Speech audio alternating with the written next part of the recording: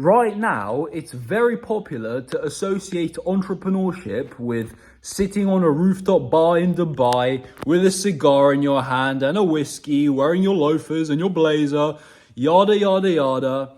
But that couldn't be further from the truth.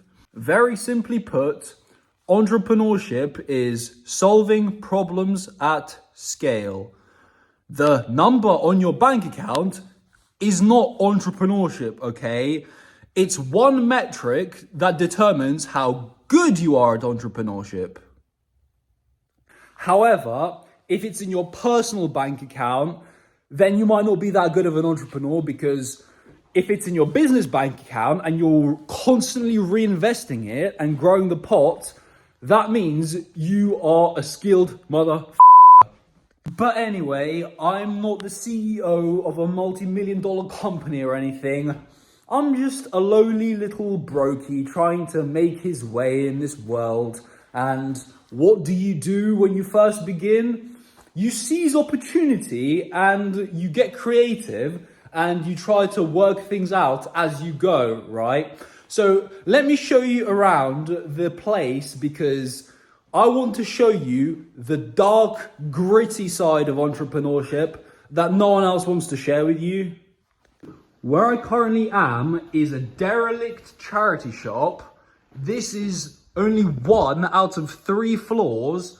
And so the owners have contracted me and my friend to move all of this garbage and get rid of it, basically.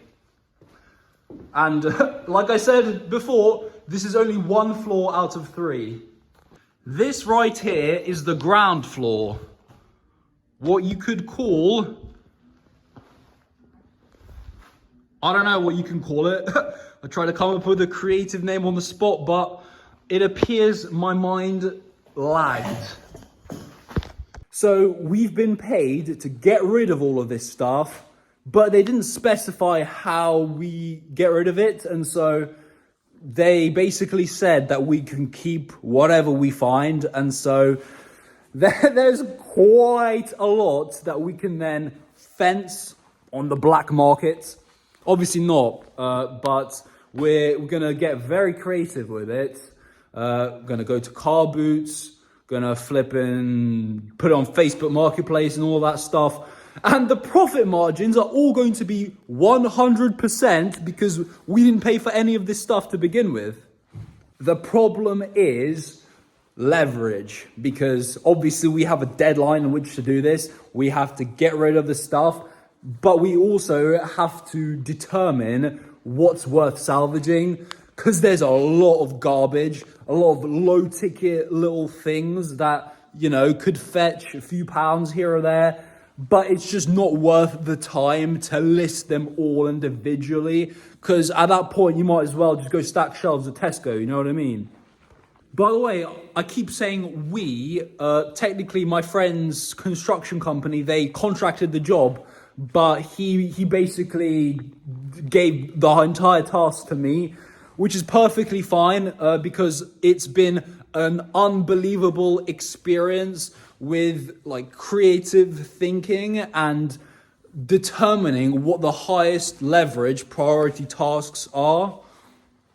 So the system that I'm implementing is I'm basically starting to get all of the junk towards the exit, as close as possible to the exit, so that by the time we're ready to hire a lorry and take it all to the dump, it's easy to access, you know?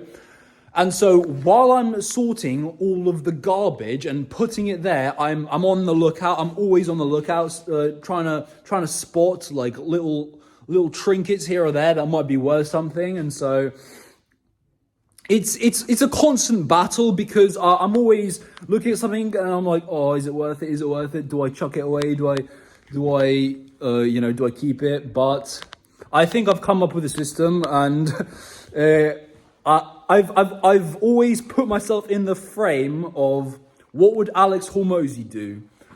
Alex Hormozy would package things up in bundles, right? And make people an offer that they'd feel stupid saying no to, right? A huge advantage is that there are some high ticket items, such as appliances, that it's pretty much a no-brainer. We salvage them. There aren't that many, but there's definitely enough to fetch a good, like, probably close to $1,000 total in terms of just the chunky appliances. And so the difficulty is with all this smaller stuff. Like, at first, I thought that all of these DVDs, you know, there's hundreds of DVDs here. I thought that I might be able to get 20 to 50p per DVD.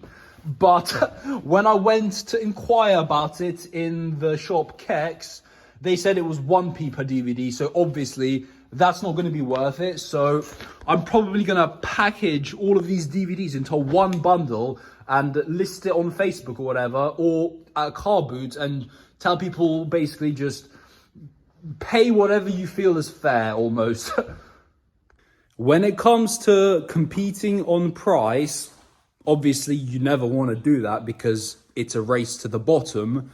But I think in this situation, a race to the bottom is perfectly okay because the profit margins are completely 100% mine. And as for all of these books, I think I've come up with quite an elegant solution because, you know, books are still, they keep their value very well throughout time because no matter how advanced flipping Kindle and Amazon Reads gets or whatever, people are always going to want paper books. And so there's so many, there's literally hundreds of books. And so my idea is that I'm going to offload them all to like a teenager or someone that can't yet get a job and has a lot of time to spend throughout the day.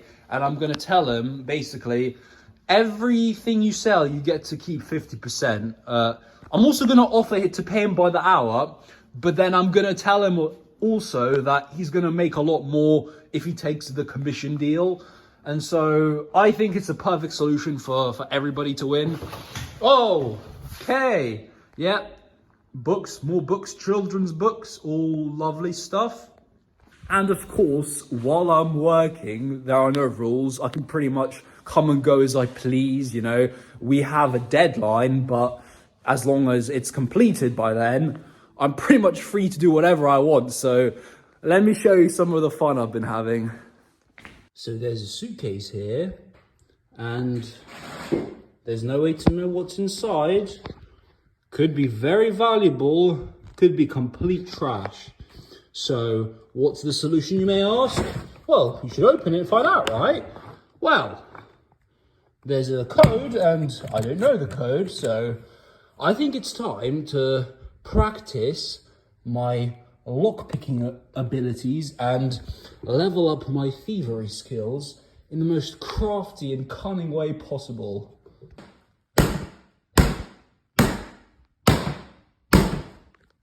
Maybe blunt force won't work, but there's one element in the entire galaxy that nothing can stop. What is that, you may ask? Zoom, zoom. Da, da, da, da, da,